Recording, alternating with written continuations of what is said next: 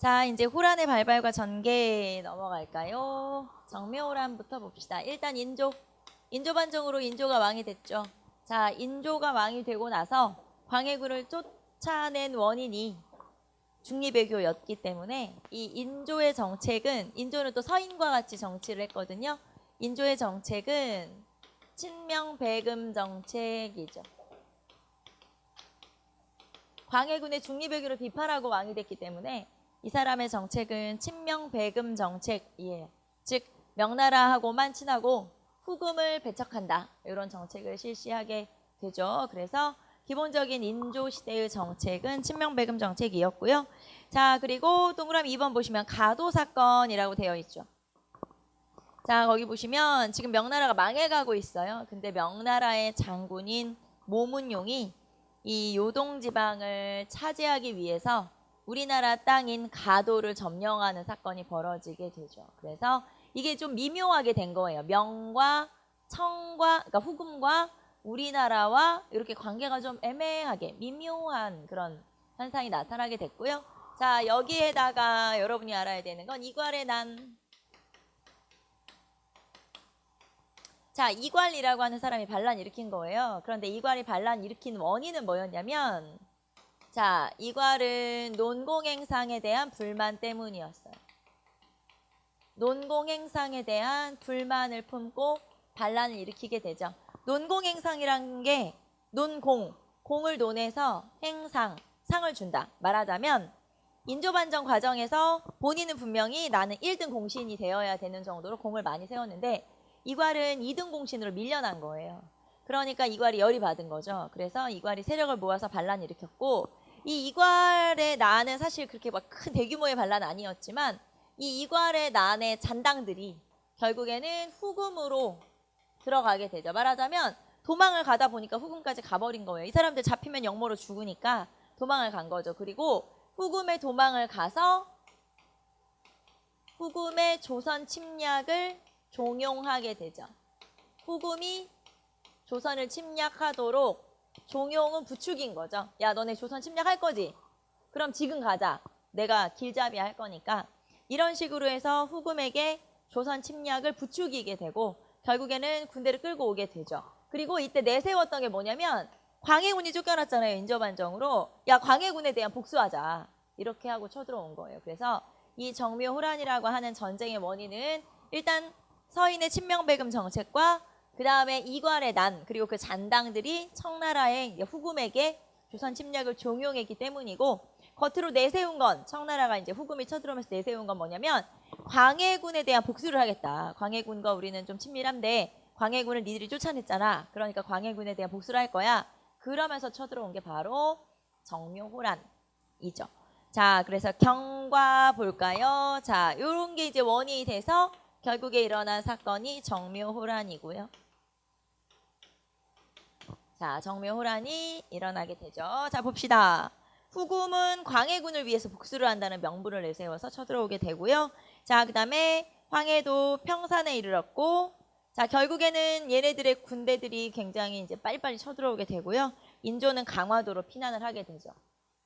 자, 그리고 거기 보시면 철산 용골산성에서 정봉수와 의주의 이립 등이 의병을 일으켰다. 자, 의병이 다시 한번 일어나게 돼요. 우리 의병이 앞에서 임진왜란 때 한번 있었고 그 다음에 정묘호란 때 있었죠. 자, 정묘호란 때 있었던 의병들 이름 한번 체크해 보시고, 정봉수와 이립의 의병, 정봉수와 이립 등의 의병이 있었다. 그래서 의병이 여기저기 일어날 정도로 이때도 대대적인 저항이 있었던 게 바로 정묘호란이죠. 자, 하지만 이때는 후금 같은 경우는 명나라랑 싸우느라고 정신없고 우리는 우리대로 지금 현재 전후 처리가 안 된 상태에서 또 전쟁이 난 거니까, 자, 그래서 결국에는 화의를 맺게 돼요. 화의. 그만하자. 그러면서 이제 화해하고 돌아간 거죠. 자, 그리고 이 화의를 맺는 과정에서 우리나라와 후금은 형제관계를 맺게 돼요. 그래서 형제관계를 맺고 화의를 맺게 되는데 화해하고 돌아가는데 화해를 약속하는데 이 화의를 맺으면서 형제관계를 체결하게 돼요. 형제관계를 맺게 된다. 자, 그래서 정묘호란으로는 형제 관계를 체결하게 되었다. 여러분이 이걸 알아두시고 그 다음에 의병장 이름 체크 한번 해보세요. 의병이 일어났던 전쟁이 임진왜란과 정묘호란이에요. 그래서 의병장 이름 등 체크 한번 해보시고 자, 맨 마지막에 437페이지에 형제 관계를 맺고 후금의 군대는 철수하게 된다. 자, 그런데 청나라 이제 후금이 자, 그 사이에 더욱더 성장을 하게 되죠. 그래서 이 후금이라고 하는 나라가 청으로 이름을 바꾸게 돼요. 후금이라고 하는 나라가 청으로 이름을 바꾸게 되고 이 청나라는 조선의 군신관계를 요구하게 되죠. 자, 청으로 이름을 바꾸고 후금이 더 세진 거예요. 그러면서 우리나라한테 군신관계를 요구하게 되죠. 앞에서 우리가 정묘호란에선 형제관계를 체결했죠. 여기서는 군신관계, 즉 너네가 우리를 황제로 섬겨라 이렇게 군신관계를 요구하게 되고 이 군신관계 요구에 대해서 조선에서는 의견이 두 개로 갈라지게 되죠. 자, 의견은 주화론과 그 다음에 척화주전론과 이렇게 두 개로 나눠지게 돼요. 자, 주화론 말 그대로 화의를 주장한다. 즉 얘네들의 요구를 들어주고 잘 지내야 된다. 왜냐하면 우리 전쟁 또 하면 힘들어. 그래서 주화론이라고 하는 건 얘네들의 요구를 들어주고 즉 군신관계 요구를 군신관계 요구를 수용하고 그 대신에 실리를 추구해야 된다. 지금 우리가 전쟁을 할 때가 아니야. 지금 전후 처리도 안 됐고 백성도 너무 힘들고 그래서 우선은 이득을 챙겨야 된다라는 게 주화론이고요. 가장 대표적으로 최명길. 이 최명길은 양명학자에 해당하거든요. 물론 지금 최명길이든 뒤에 나오는 요 주전론을 주장한 뭐 김상원이든 윤집이든 오달재든 다 서인이에요. 다 서인이긴 한데 이 중에서 이 최명길 같은 경우는 양명학에 약간 더 가까워요. 이득을 추구하는 실리를 추구하는 양명학에 조금 더 가깝죠. 자, 그다음에 주전론. 자, 척화, 화의를 배척하고 전쟁을 주장한다. 자, 전쟁을 주장한다는 건 무슨 말이냐면 군신관계 요구를 거절해야 된다. 그리고 전쟁을 해야 된다. 왜냐면 쟤네는 오랑캐니까. 즉 여기에서는 실리를 추구했던 주화론에 반해서 여기에서는 성리학의 대의 명분을 강조하게 되죠. 대의 명분을 강조하게 된다. 즉 우리나라를 살려주고 지켜준 게 명나라인데 그 명나라를 지금 압박하고 있는 애들이 얘네들이다. 그러므로 우리는 얘네들하고 친하게 지내면 안 되고 싸워야 된다. 라고 주장을 하는 거예요. 말하자면 대의 명분을 강조하는. 자, 여기는 군신관계를 수용하고 실리를 추구하자. 여기는 군신관계 요구를 거절하고 대의 명분을 강조하고 즉 전쟁을 주장한 거죠. 여기서 싸워야 된다. 전쟁을 주장하게 된 거고요. 여기에 해당하는 뭐 김상원이라든가 윤집이라든가 오달재라든가 뭐 이런 사람들이 있고요. 자, 그러면 결국에는 주화론과 주전론 중에 누구의 의견이 더 우세했었냐? 결국에는 주전론이 우세하게 되고요. 자, 주전론이 우세하게 됐다는 건 군신관계 요구를 거절한 거죠. 결국에는 우리가 군신관계 요구를 거절해서 얘네들이 쳐들어오게 되죠. 청나라가. 자, 그렇게 해서 일어난 전쟁이 뭐냐? 병자호란이죠. 결국에는 병자호란. 자, 앞에서 우리가 황해도 쪽에서 이제 저기 중국 쪽에서 쳐들어올 때 정묘호란 때는 인조가 강화도로 피난을 갔었어요. 그때는 피난 갈 시간이라도 있었다는 거죠. 그런데 병자호란이 일어나서는 청나라의 공세가 너무 대대적이어서 피난 갈 시간마저도 없었던 거예요. 그래서 궁궐을 나와서 피난을 가려고 할 때 이미 청나라 군대가 너무 가까이 와버려가지고 강화도로 보통은 피난을 가는데 왕실에서는 강화도까지 갈 수도 없었어요. 그래서 가까운 행궁으로 피난을 가게 되죠. 그게 어디냐? 남한산성이에요. 그래서 남한산성 피난. 자, 인조의 남한산성 피난. 자, 남한산성으로 피난을 갔고요. 여기에서 45일간 항전을 하게 되죠. 자, 날씨는 춥죠. 겨울이죠. 먹을 거는 없죠. 지금 청나라는 지켜보고 있지.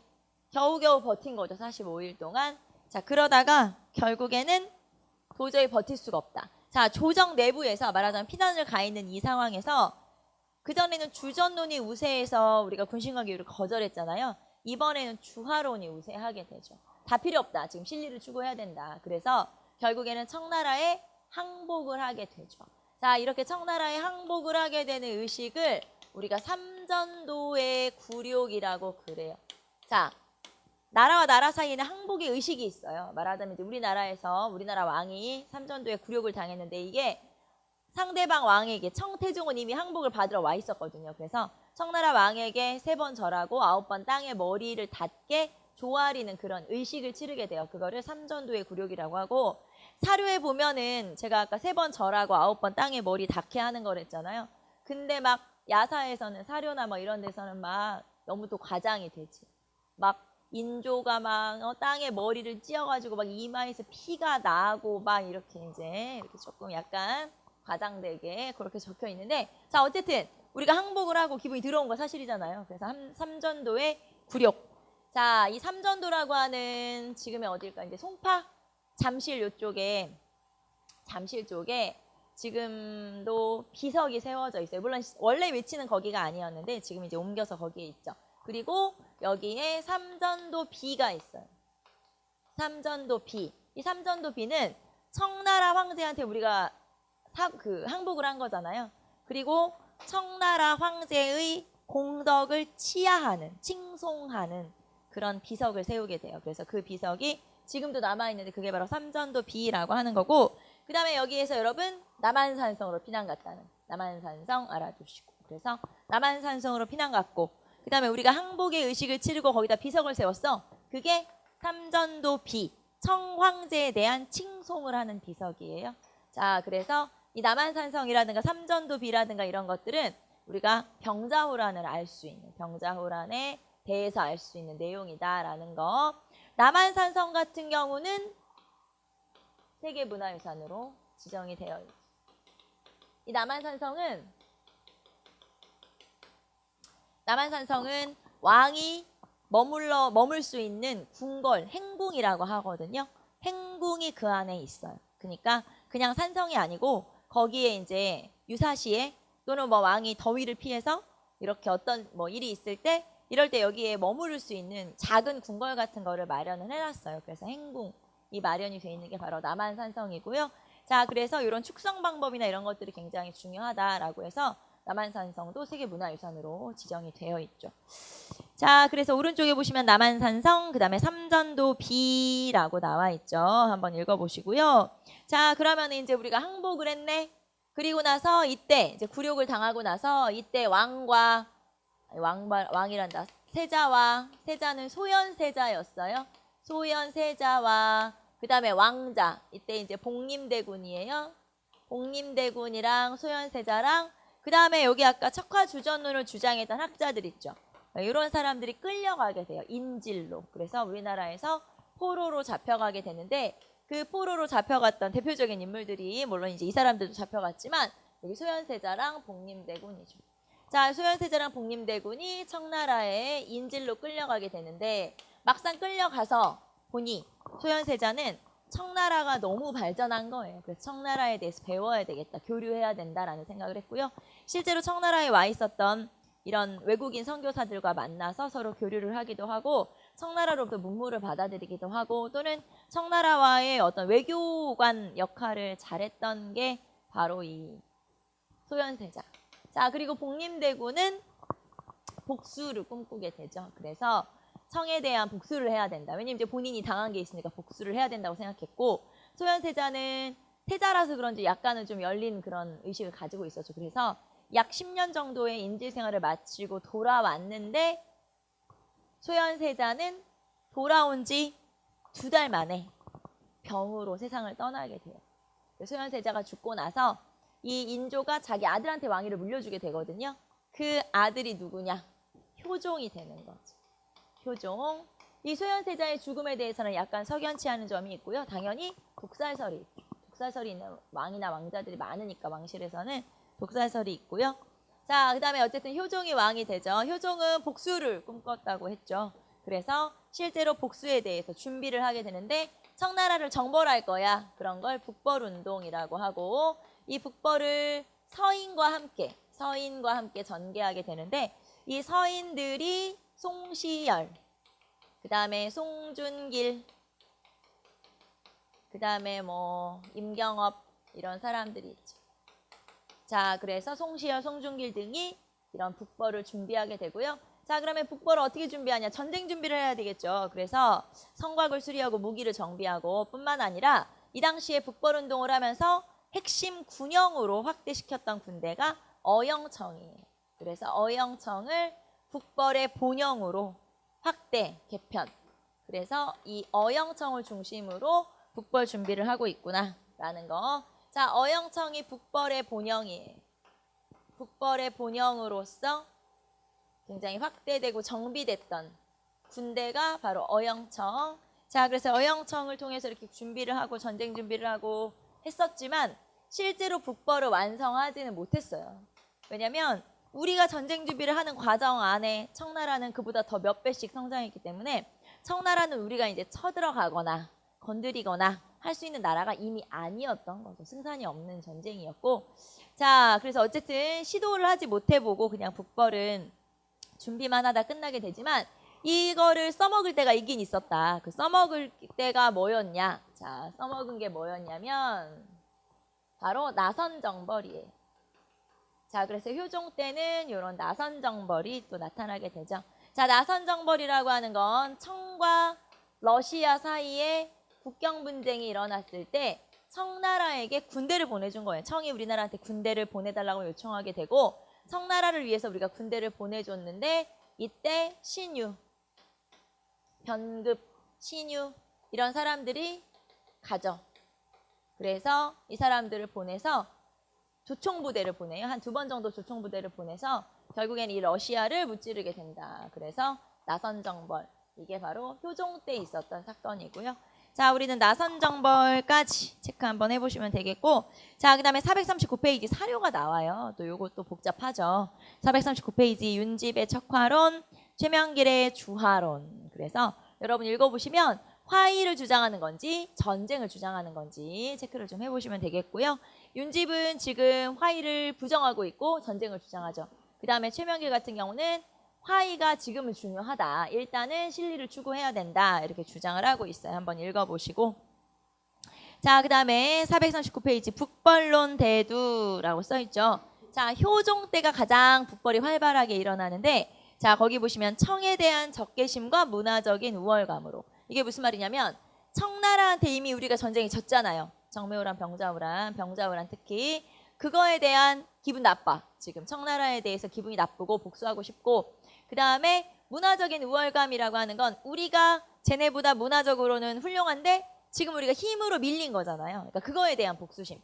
그리고 명예에 대한 명예에 대해서 사대하는 마음 이런 것들이 섞여가지고 결국에는 명예에 대해서 복수도 하고 싶고 청나라에 대한 우월감도 있고 그런 것 때문에 이게 이제 섞여서 결국에는 북벌 운동이 일어나게 되죠. 그래서 북벌 운동이 활발한 때는 효종 때다. 자, 그리고 오른쪽에 보시면 만동묘와 대보단이라고 나와 있는데 이거는 자, 우리가 지금 여전히 중화사상, 존화주의를 가지고 있죠. 그래서 이미 망했지만 명나라를 계속 섬기는 중이에요. 자, 그래서 명나라를 계속 섬기고 있다는 게 바로 이 대보단이나 만동묘를 통해서 알 수 있다. 자, 만동묘라고 하는 건 임진왜란 때 우리나라를 도와준 명나라 황제에 대해서 제사를 지내는 사당이에요.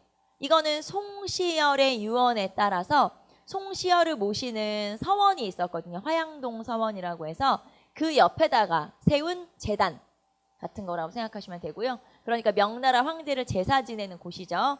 자, 그 다음에 대보단 봅시다. 대보단도 마찬가지로 임진왜란 때 우리를 도와줬던 이 명나라의 황제에 대해서 제사 지내기 위한 거고요. 창덕궁에 만들었던 게 바로 대보단. 그러니까 이 두 가지는 둘 다 명나라를 지금 우리가 계속 섬기고 있다라고 하는 내용을 알 수 있는 거죠. 그게 대보단과 그 다음에 만동묘라고 하는 거고요. 자, 그 다음에 한 장 넘기시면 북벌론. 아까 북벌론이 가장 활발하게 이루어진 게 어느 왕 때? 효종 때. 그리고 북벌의 본영, 핵심 군대였던 건 어영청. 그리고 이 북벌을 주장했던 사람들은 서인들이. 자, 거기 보시면 서인, 송시열, 송준길, 이완 등등 서인들을 중심으로 그리고 어영청 중심으로. 자, 그리고 거기 단어 중에서 복수설치라고 하는 표현이 있죠. 복수설치. 자, 말 그대로 복수하자 이거예요. 치욕을 씻자. 그래서 복수 설치를 주장하면서 북벌을 주도했다. 북벌을 전개했다라는 걸 알 수 있고요. 자, 우리나라 북벌을 가장 활발하게 전개했던 건 효종이지만 북벌이 한 번 더 나타나게 되죠. 그게 숙종 때 남인인 윤휴에 의해서. 그래서 이때 중국이 조금 막 반란 일어나고 복잡할 때가 있었어요. 야, 지금이 기회야. 중국이 복잡해. 쳐들어가자. 이렇게 주장했던 게 윤휴. 남인, 숙종 때 남인 윤휴. 하지만 역시 북벌은 실현할 수는 없다. 당연히.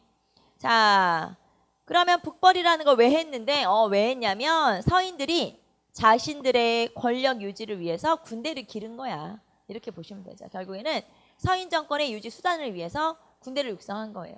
이때는 군대를 가지고 있어야 힘이 되는 거거든요. 그래서 결국에 알고 보면 이게 진짜 청나라를 쳐들어가려고 한 게 아니고 전쟁 준비를 한 게 결국에는 서인들이 자기들의 군권 장악을 위해서 한 거구나. 전에 한번 얘기했죠. 송시열이 이 북벌을 주장한 대표적인 인물이에요. 그런데 효종은 진짜 전쟁 준비하고 쳐들어갈 생각이 있었거든요. 효종이 스승인 송시열한테 물어보는 거예요. 어떻게 하면 북벌을 할 수 있습니까? 그러면 송시열이 뭐라고 대답했냐? 수신제가 치구 평천하하면 됩니다. 이렇게 물어볼 때마다 똑같은 대답을 했다는 거예요. 수신제가 치구 평천하가 뭐예요? 몸을 닫고 가정을 닫고 그 다음에 뭐 이렇게 하면은 잘 된다. 뭔 소리야. 전쟁을 어떻게 하면 전쟁에서 이길 수 있냐고 했더니 무조건 수신제가 치구 평천하면 된다. 그러니까 선문답이잖아요. 말하자면 진짜 전쟁을 할 생각이 없었다는 거예요. 송시열은. 다만 명분을 쌓은 거죠.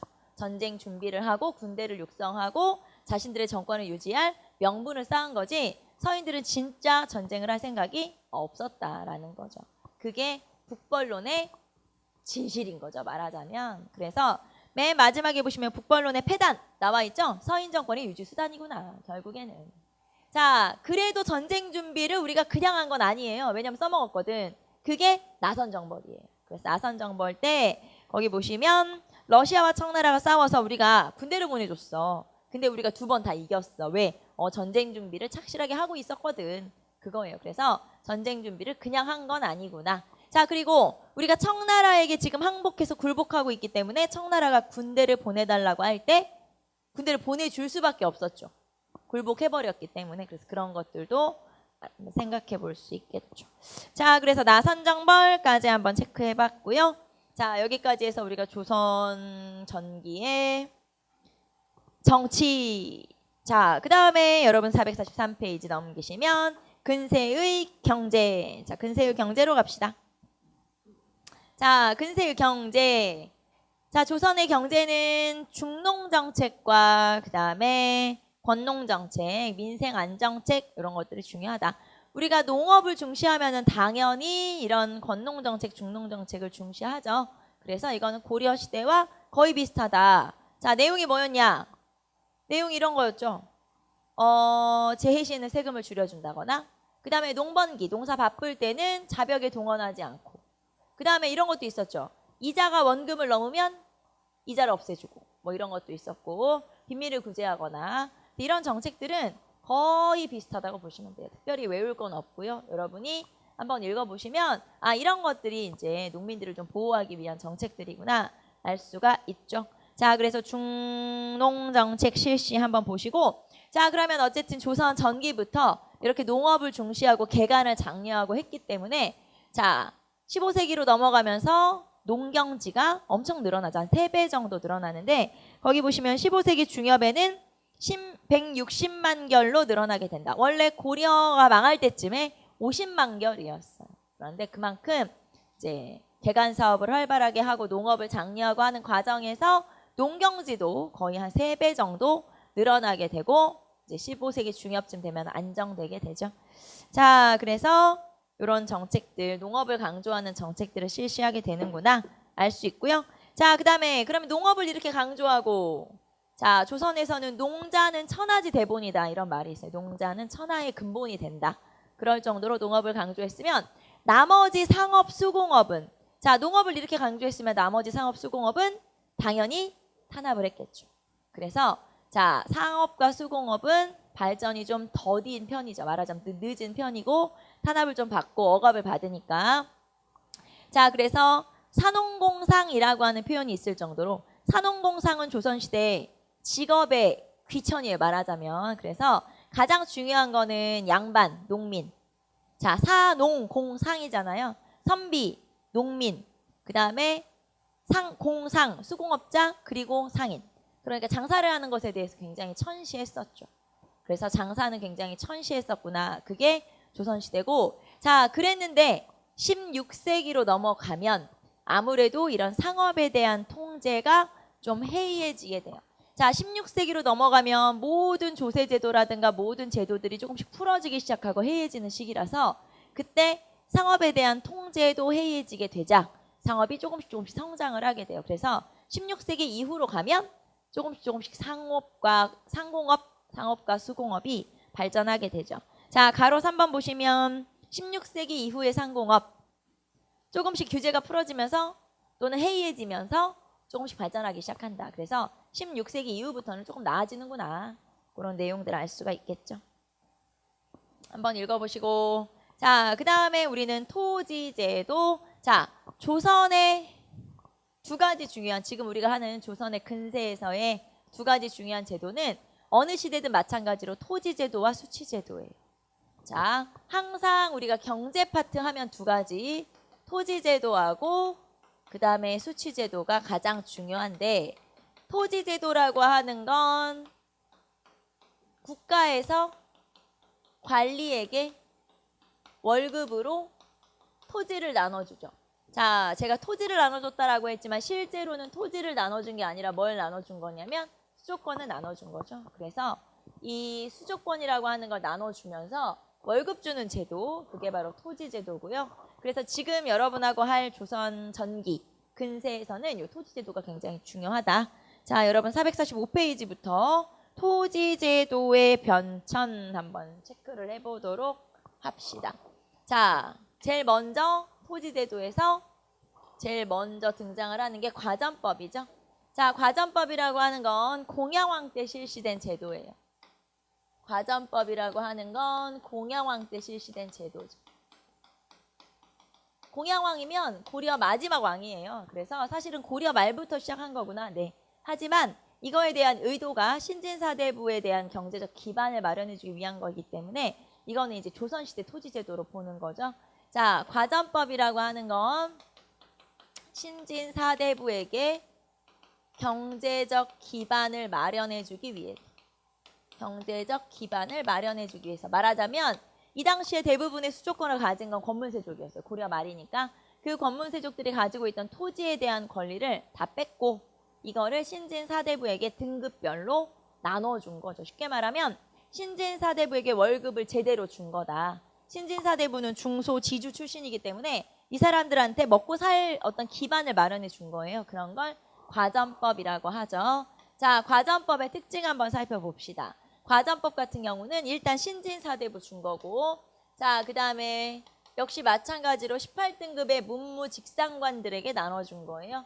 자, 18등급으로 나누어서 18등급이라고 하는 건 정1품부터 종9품까지 18등급이겠죠. 그리고 문신과 무신에게, 그 다음에 직상관, 즉 전현직 관리 모두에게 나눠준 거예요. 그래서 18등급의 문무직상관, 이거 고려랑 똑같긴 하죠.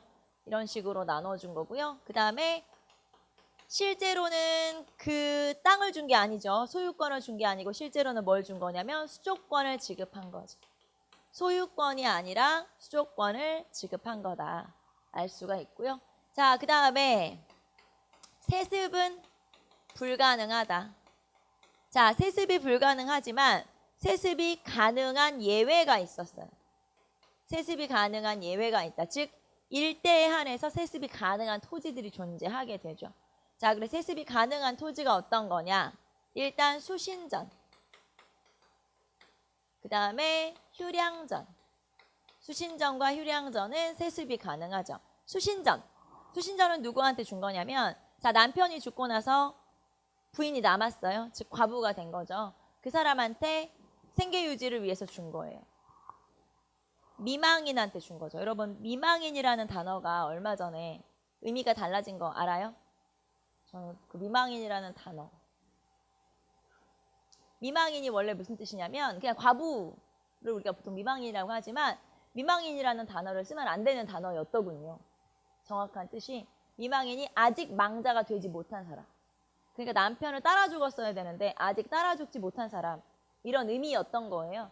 그런데 최근에는 그런 뜻보다는 그냥 남편을 여인 사람이라는 뜻으로 많이 쓰이니까 최근에는 그 단어의 뜻이 포함이 된 거예요. 말하자면. 그냥 과부라는 뜻도 같이 쓰도록.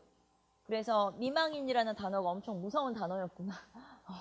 되게 깜짝 놀랐어요. 아직 죽지 못한 사람, 미생 이런 것처럼 아직 죽지 못한 사람 막 이런 것처럼 너무 단어가 그런 뜻이었구나라는 걸 별로 생각을 못 했었는데 그 써 있는 걸 보니까 뭐 이제 국어사전에 뭐 바뀐 단어들 이런 거 있더라고요. 보니까 깜짝 놀랐어요. 어쨌든 과부, 우리는 그냥 과부라고 씁시다. 자, 그 다음에 휴량전이라고 하는 건 휴량이라고 하는 건 부양, 즉 아이를 키워야 되니까 즉 우리 부모님이 우리 아버지가 공무원이었는데 우리 아버지가 돌아가시고 나서 생계유지가 어렵다. 그래서 그 공무원의 자식한테 주는 토지였어요. 그게 바로 휴량전. 그러니까 고아에게 주는 토지.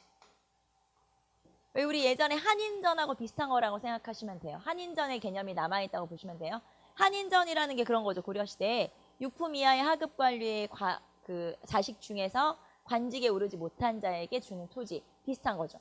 아버지가 공무원이었고 나는 아직 공무원이 되기는 어려워. 그러니까 네가 잘하는 동안 줄게. 이런 거잖아요. 그렇기 때문에 휴량전이나 수신전이나 이런 것들은 여러분이 이렇게 보시면 돼요. 고려시대에 있었던 뭐 한인전이나 구분전 같은 그런 형식의 토지의 개념이 남아있다라고 보시면 되죠. 실제로 이런 게 지문으로 나온 적 있어요. 수신전이나 휴량전은 고려시대에 한인전이나 구분전이 계승된 거다. 또는 영향을 받은 거다. 그럼 맞는 설명이죠. 당연히. 그래서 비슷한 개념이라고 보시면 돼요. 한인전이나 구분전 같은 거랑 비슷한 개념이 바로 수신전과 휴량전. 자, 원칙은 세습이 불가능하지만 한 번은 세습이 가능한 토지들이 얘네들이에요. 한 번이라고 하는 건 아버지가 죽고 나서 자식한테 또는 와이프한테 이렇게 딱 한 번씩만 세습이 되는 토지가 바로 요 수신전과 휴량전이라고 하는 토지죠. 자, 이게 과전법이다라는 거 445페이지에 나와 있죠.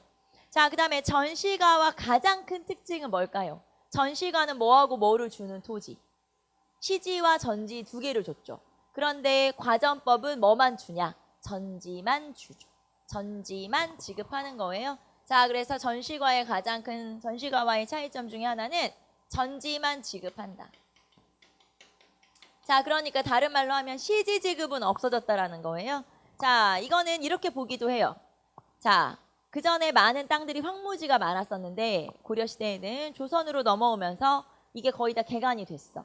그렇기 때문에 거의 농경지가 된 거죠. 그러니까 시지가 이제 거의 없어진 거지. 그렇기 때문에 농경지로 바뀌어서 이제 농경지를 주기 시작했다라는 그런 표현도 될 수가 있겠죠. 그런 설명도 맞는 설명이 될 수 있겠죠. 자, 그래서 전지만 지급했고 원칙은 세습이 불가능하지만 수신전과 휴량전처럼 세습이 한 번은 되기도 하고요. 그 다음에 수조권을 지급하는 거고 문무관리들한테 나눠주는 거고 이 문무관리는 신진사대부인 거고 자, 이런 게 과전법이라고 하는 토지죠. 자, 445페이지 보시면은 과전법. 자, 전현직 관리에게 지급을 하고 그 다음에 경기 지방에 한해서만 준다. 또 전시가와 과전법의 차이점 중에 하나가 과전법이라고 하는 건 이 경기도 땅만 주는 거고요. 전시가는 전국의 토지를 대상으로 하는 거죠. 그래서 여기에서 이렇게 볼 수 있겠죠. 경기 사전의 원칙에 따라서 경기 사전의 원칙에 따라서 준다. 자, 경기 사전이라고 하는 건 무슨 말이냐면 경기도의 땅만 개인에게 주는 토지다. 사전이라고 하는 건 수조권을 개인이 갖는 토지를 사전이라고 하거든요. 그러니까 나머지 토지는 나머지 경기도를 뺀 모든 토지는 다 공전이라는 얘기예요. 자, 사전이라고 하는 건 뭐냐면 수조권을 개인이 가지고 있어서 세금을 개인이 걷는 땅을 사전이라고 해요. 자, 그러면 사전의 반대는 공전이죠. 그러면 우리나라 전체 토지에서 전체 땅에서 경기도만 빼면 나머지는 다 공전인 거죠. 그래서 경기도의 땅만 개인한테 주는 거, 관리들한테 주는 거고 나머지 그럼 전부의 땅은 나머지 경기 빼고 나머지 땅은 전부 다 세금이 국가로 들어가는 거예요. 그래서 나머지는 전부 다 공전, 경기도만 사전. 그래서 경기도의 땅만 지급했다는 건 경기도만 사전이었다. 이렇게 볼 수가 있겠죠. 경기 사전의 원칙을 가지고 있었다. 자, 그 다음에 시지를 미지급, 시지는 안 주고 수조권을 주는 거고. 자, 그 다음에 세습이 안 된다. 세습이 안 되면 내가 죽을 때 반납을 하는 거죠. 죽을 때. 왜냐하면 전현직 관리 모두에게 지급하는 거니까 관직을 그만둬도 나라에서는 월급이 나오잖아요. 그렇기 때문에 그럼 언제 반납하는데? 죽을 때. 관리가 죽을 때 반납을 하게 되어 있죠. 자, 그리고 거기 보시면 농민의 경작권을 보장함으로써 농민의 지지를 유도하면서 그 다음에 병작 반수를 금지시켰다. 자, 과전법 체제에서는 병작 반수가 법으로 금지되어 있었어요. 과전법 체제에서는 병작 반수가 법으로 금지되어 있다. 무슨 말이냐면 병작 반수라고 하는 건 내가 다른 사람한테 땅을 빌려줬는데 그 사람한테 지대로 절반을 받는 거예요. 그게 병작 반수. 야, 절반 가져가는 건 너무 가혹하잖아. 그래서 병작 반수는 법으로 금지되어 있었다. 그런데 법으로만 금지되어 있는 거고요. 실제로는 거의 다 병작 반수를 하고 있는 거예요. 그래서 우리는 그냥 원칙만 알면 되니까 병작 반수가 법으로 금지되어 있었다. 원칙만 알아두시면 되겠죠. 자, 그리고 오른쪽에 보시면 표가 있잖아요. 자, 거기에서 1등급 말하자면은 1과에게 지급했던 토지는 얼마인가요? 1과에게 지급했던 토지 150결이 되겠죠. 그 다음에 마지막에 18과에게 지급하는 토지는 몇 결이에요? 10결 이렇게 돼 있죠. 그래서 최고 1과 최고 150결에서 최하 10결까지 이렇게 지급을 하고 있고요. 이게 그냥 전지의 양으로만 치면, 즉 토지, 농경지를 지급하는 양으로만 치면 고려의 전지보다 더 많이 주는 거예요. 고려에서는 시정전시과 때 110결, 1과에게 110결 지급하거든요. 전지만 놓고 봤을 때. 그런데 조선으로 넘어오면서 과전법에서는 150결을 주잖아요. 1과에게. 그러므로 실제 토지 지급 액수는 전지인 경우 확대됐구나, 늘어났구나 라는 것도 알 수가 있어요. 제가 지금 무슨 말 하는지 이해돼요? 전시과에서 시정전시과 때 줄어들기 전에 1과는 110결이었다 그 말이에요. 1등급한테 110결 전지인 경우에. 그런데 조선은 150결이잖아요. 지금 금방. 그러니까 전지의 양만 놓고 보면 고려보다 조선이 더 월급을 많이 주는구나, 늘어났구나 라는 걸 알 수 있죠. 자, 그러면 과전법 실시. 자, 그 다음에 한 장 넘겨보시면 자, 토지 구분 나와 있죠? 토지 구분 한번 같이 볼까요? 자, 거기 보시면은 국가에서 세금을 받아가는 건지 아니면은 개인이 세금을 가져가는 건지에 따라서 지금 공전과 사전으로 구분하죠. 자, 공전 봅시다. 자, 민전. 여기서 이제 민전이라고 하는 건 일반 백성들의 토지고 일반 백성들의 세금을 대체적으로 국가에 내기 때문에 이렇게 표시한 거지만 사실 민전은 공전일 수도 있고 사전일 수도 있죠. 자, 그 다음에 공예전 관청, 공예전 중앙관청, 늠전 지방관청, 지방관청, 그 다음에 둔전 군대. 자, 그리고 뭐 내수사전 한번 읽어보시고요. 사전. 자, 사전 중에서 쭉 한번 볼까요? 관리들한테 나눠주는 토지는 과전. 관리들한테 월급으로 주는 건 과전. 자, 그 다음에 수신전, 유량전. 요 두 가지는 체크를 좀 해놔야 되겠죠. 수신전, 유량전. 자, 과전을 지급받은 관리가 죽었을 때 그의 처가 제가하지 않으면 그 과전을 부인에게 지급하였다. 자, 그 다음에 휴량전. 관리가 사망했을 때 그 자녀에게 지급했는데 1대에 한해서 세습되었다. 한 번만 세습된다 그 말이에요. 그래서 수신전과 휴량전은 세습이 되는 토지. 자, 그 다음에 공신전은 공신에게. 자, 그 다음에 별사전. 자, 별사전이라고 하는 게 고려시대에는 승려나 풍수지리 업자에게 주는 토지였어요. 그런데 조선시대에는 준공신, 3대까지 세습이 가능한 준공신에게 주는 토지를 별사전이라고 하죠. 자, 그 다음에 사원에 지급한 토지 사원전, 그 다음에 군전. 자, 군전. 고려시대의 군전, 군인에게 주는 군인전은 군인한테 주는 거고 조선시대의 군전은 유양품관, 한량에게 지급하는 토지죠. 자, 일정 기간 서울 시위의 조건으로 지급하는 토지이다. 이런 사람들을 한량이라고 하죠. 자, 말하자면 내가 지방 양반인데 내가 품계는 있어요. 말하자면 나는 공무원 등급표에 내 이름은 올라가 있어. 하지만 나에게 실질적인 직함은 없어요. 명예직 같은 것만 있는 거지. 그래서 이 사람들이 서울에서 와서 쉽게 말하면 잠깐 근무하면 월급으로 주는 토지인 거예요. 그게 바로 군전이라고 하는 거죠. 자, 그래서 토지의 종류를 한번 살펴봤고요. 자, 토지의 종류에서 고려와 조선을 간단하게 비교해보면 뭐 이거는 여러분 늘 하는 거니까 자, 고려, 조선 누구에게 지급하느냐에 따라서 이름은 똑같지만 받는 사람이 다른 토지가 있어요. 자, 예를 들면 별사전. 우리 금방 얘기한 거죠. 별사전은 고려시대에는 승려나 지리업자, 풍수지리업자에게 주는 토지였어요. 자, 그런데 조선으로 넘어가면 별사전은 준공신. 3대까지 세습이 가능한 토지가 바로 별사전이에요. 자, 그 다음에 군전 또는 군인전이라고 그래요. 군전이나 군인전이나 뭐 같은 거니까 고려시대는 중앙군에게 줘요. 중앙군, 2군 6위의 중앙군에게 지급하는 토지를 군전, 군인전. 자, 그런데 조선시대에서의 군전은 유양품관. 우리 금방 유양품관은 그냥 이렇게 여러분이 생각해도 좋아요. 말이 좀 어려워서 그렇지 유양품관이라고 하는 건 지방 양반 이렇게 봐도 돼요. 결국에 유양품관들이 지방 양반이 되는 거거든요.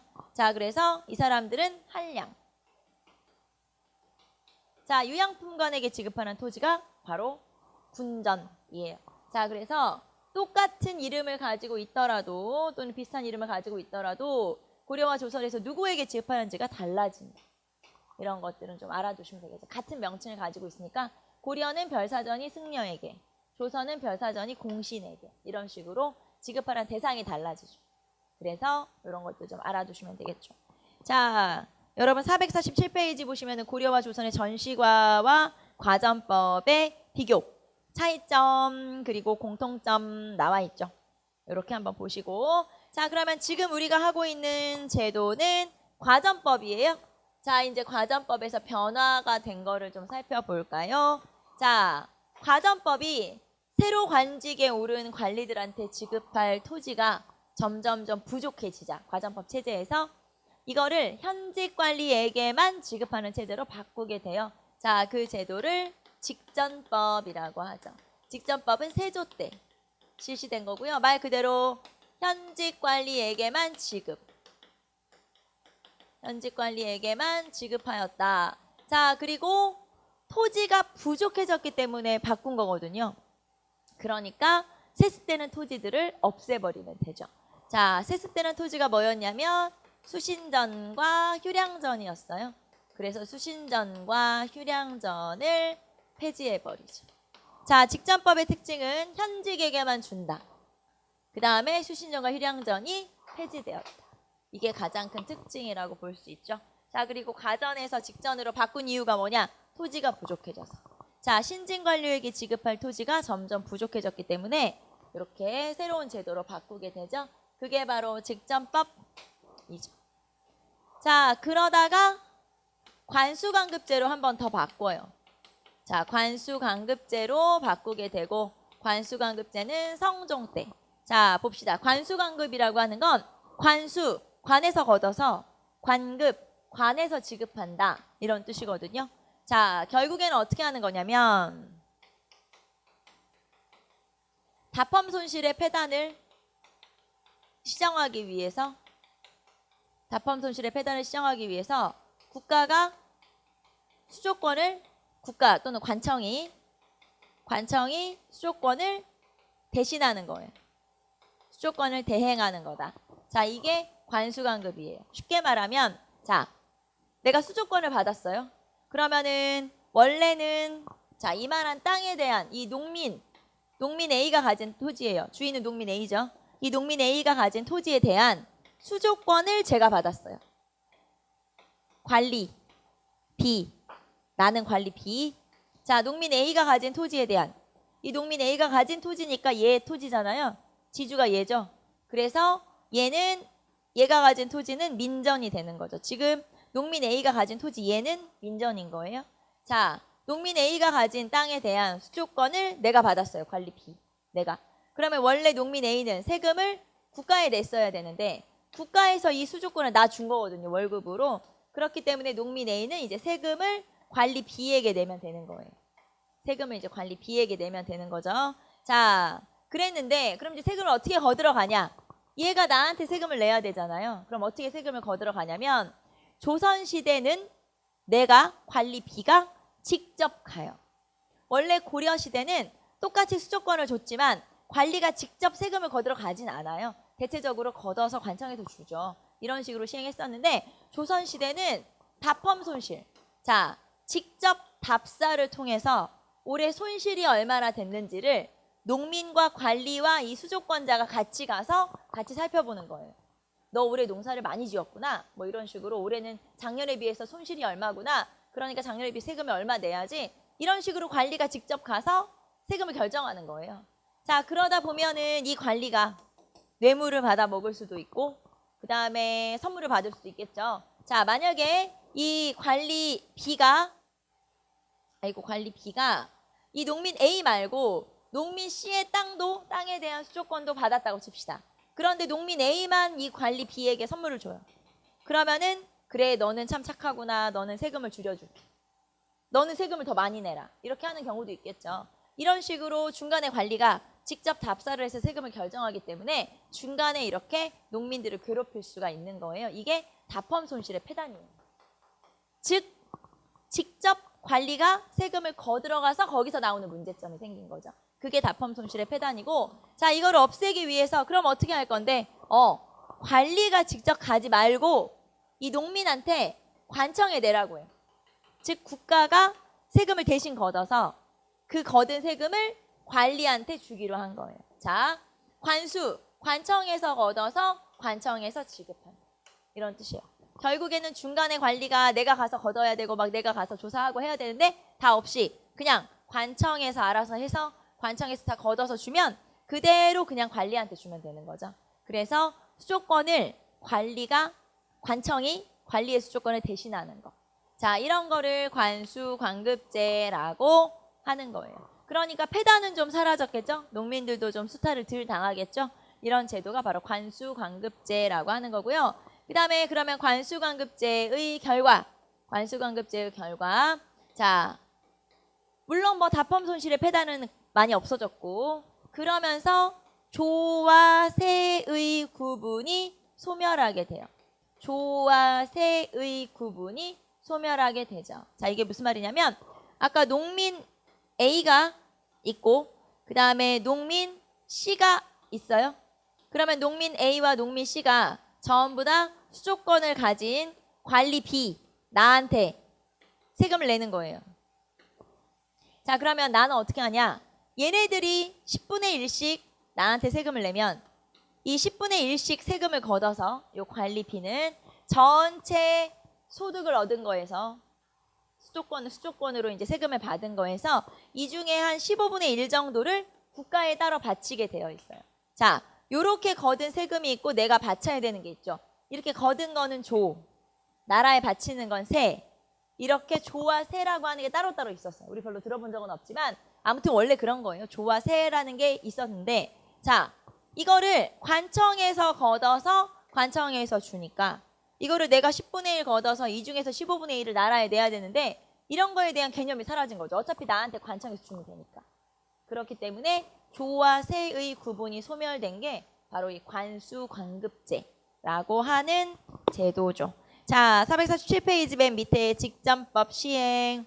그 다음에 한 장 넘기시면 내용은 직전법에선 3가지. 현직관료, 수신전, 휴량전, 폐지.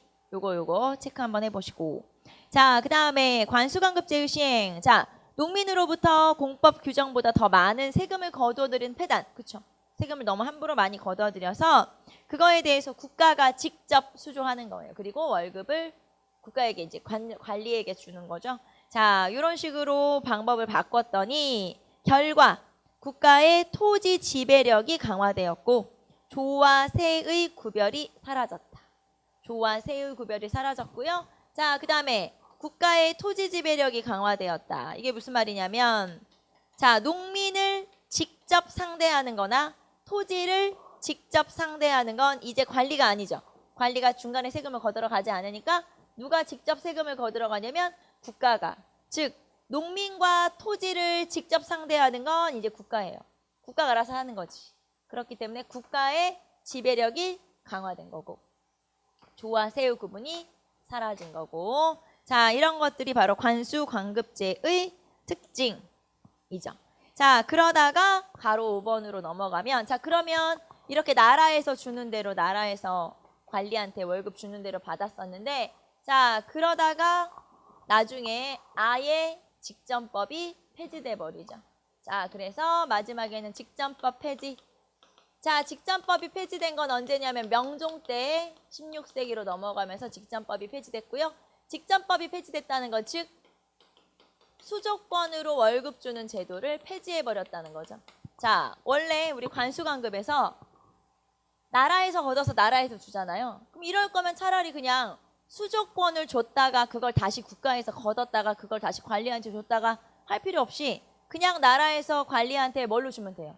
그냥 쌀이나 이런 걸로 주면 되겠네. 뭐 이렇게 복잡하게 수조권으로 줬다가 그걸 국가가 대신했다가 다시 그걸로 줬다가 그럼 되게 복잡하니까 차라리 그냥 나라에서 쌀로 주면 되잖아. 간단하게 다 계산해서. 자 그래서 아예 수조권으로 월급을 주는 제도 자체를 없애버리게 돼요. 이제 복잡하니까. 자 그 대신에 그럼 월급을 뭘로 줘? 그냥 쌀이나 옷감 같은 녹봉으로 주면 되지. 자 그래서 녹봉제가 실시되고요. 수조권이 폐지되는데 자 그러면 수조권이라고 하는 게 폐지되면 그 전에 수조권을 가진 사람을 전주 이 사람이 수조권을 가진 관리예요. 즉 수조권자 수조권을 가진 사람을 전주 그 다음에 이 전주에게 세금을 내야 되는 농민 즉 농민은 땅 주인 지주 자 이 사람이 이 사람한테 세금을 냈어야 되죠. 자 그래서 이걸 전주 전객제라고 하는데 수조권이라는 게 사라졌기 때문에 이 둘의 관계도 사라져 버렸죠. 더 이상 전주와 전객이라고 하는 개념 자체가 사라진 거예요. 왜? 이 두 사람의 사이를 만들어준 건 수조권인데 수조권이 사라져 버렸기 때문에 이 두 사람의 관계도 자연스럽게 사라진 거죠. 그래서 전주 전객제가 소멸하게 된 거예요. 자, 그 대신에 이제부터는 또는 좀 전부터는 토지에 대한 제도가 또는 토지에 대한 인식이 어떻게 바뀌냐. 자, 이때부터예요. 직전법부터. 나라에서는 현직 관리한테만 월급을 줘요. 그럼 나는 공무원이었다가 그만뒀어요. 그럼 난 전직 관리죠. 그러면 전직 관리에 대해서 국가에서는 책임을 져주지를 않아요. 그럼 난 어떻게 살아? 그래서 나는 관직을 그만두기 전부터 돈을 많이 벌어서 돈을 모아서 땅을 사버리기로 했어요. 왜냐면 나라에서 나한테 뭐 책임도 안 져주고 정말 더럽고 치사하니까 내가 땅이라도 몽땅 모아가지고 다 내 걸로 만들어버려야겠다. 자, 쉽게 말하면 양반들의 토지 소유 욕구가 증가하기 시작해요. 왜냐면 나라가 나를 책임을 안 져주니까. 자, 그래서 이때부터 직전법부터예요. 관수관급제를 거치면서 여기까지 올 때까지 점점점 양반들은 땅을 넓히게 되죠. 그러니까 땅을 뭐 사기도 사겠지만 농민들을 괴롭혀서 반강제로 뺏기도 할 거고 그런 식으로 토지를 직접 말하자면 토지를 겸병하기 시작해서 이때쯤 되면 지주 전호제라고 하는 게 확산되기 시작해요. 16세기, 이때가 16세기니까. 자, 지주 전호제에서 지주는 땅 주인. 여기서 이제 지주는 양반들을 말하는 거고 그 다음에 전호라고 하는 건 소장농. 이 소장농들이 지주의 땅을 빌려서 농사를 짓고 그 대신 소장농이 양반 지주에게 지대를 내게 되죠. 그래서 이 지대는 아까 나라에서 금지했던 게 병작반수였죠. 하지만 대체적으로 병작반수의 형태로 지대를 내는 이런 식의 제도가 거의 대부분이 다 이렇게. 그러니까 대부분의 토지는 누가 가지고 있냐면 양반들이 차근차근 땅을 사 모아버렸기 때문에 땅을 뭐 뺐든 사든 어쨌든 간에 땅을 모았고요. 소장농들 또는 가난한 농민들은 헐값에 땅을 넘길 수밖에 없었고 결국에는 더 가난해지는 거고 남의 땅을 빌리지 않으면 못 먹고 사니까 땅을 빌려. 그게 바로 전호예요. 그래서 지주와 그 다음에 소장농 전호 이런 관계가 훨씬 늘어나죠. 자, 전주 전객제는 사라졌지만 지주 전호제는 확산되는 게 언제냐? 16세기 이후에는 이렇게 나타나게 되죠. 그래서 지주전호제가 확산되더라. 이게 직전법 폐지. 자, 여러분 잘 체크하셔야 되는 게 과전법, 그 다음에 직전법, 그리고 관수관급제, 그 다음에 직전법 폐지. 이렇게 나타나죠. 순서를 한번 체크해 보시고 어느 왕인지. 자, 그 다음에 한번 써볼게요. 과전법, 그 다음에 직전법, 그 다음에 관수관급제, 그 다음에 직전법 폐지. 잘 보시면 과전법 다음에 직전법, 현직관료한테만 주는 거. 그 다음에 관수관급으로 바꿨어요. 관수관급은 운영 방식을 바꾼 거죠. 국가에서 얻어서 국가에서 월급으로 주는 거니까. 자, 그 다음에 직전법 폐지. 자, 이렇게만 보면 좀 이상하죠. 왜 이상하냐? 과전법 다음에 직전법이고 직전법 다음에 관수관급인데 관수관급 폐지가 아니고 직전법 폐지예요. 이건 왜 그러는 거냐면 직전법이 쭉 시행되고 있었는데 운영 방법만 바꾼 거예요. 그래서 순서대로 하면 과전법, 직전법, 관수관급, 직전법 폐지. 이렇게 알고 계시면 되겠죠. 알겠죠? 이상한 게 아니고요. 관수관급은 직전법은 쭉 시행하고 있는 도중에 운영하는 방식만 살짝 바꿨기 때문에 관수관급제 폐지라고 하지 않고 전체 운영하는 방식은 직전법이니까 직전법 폐지라고 하는 거예요. 그래서 이렇게 순서대로 나타나는구나 알아두시면 되고요. 직전법이 시행되고 중간에 관수관급이 시행됐다가 나중에 직전법이 폐지된다는 거 그거 좀 알아두시면 되겠죠. 자, 그래서 448페이지 직전법의 폐지. 자, 명종 때 이제부터는 녹봉만 받게 되는 거죠. 수도권 주는 제도가 사라진 거고요. 자, 그러면서 우리는 결과만 알면 되겠죠. 지주전호제는 더욱 확산. 전주정객제 소멸. 지주전호제 확산. 지주전호제가 확산됐구나. 자, 이 토지제도에서는 일단 어느 왕 때 무슨 제도. 그 다음에 특징 알아두시면 되고요. 자, 그 다음에 각각 내용들까지 체크를 좀 해주시면 되겠죠. 자, 그래서 우리가 토지제도까지 한번 살펴봤고요. 잠깐 쉬었다가 나머지 수치제도와 나머지 경제 파트 넘어가도록 할게요. 잠깐 쉽시다.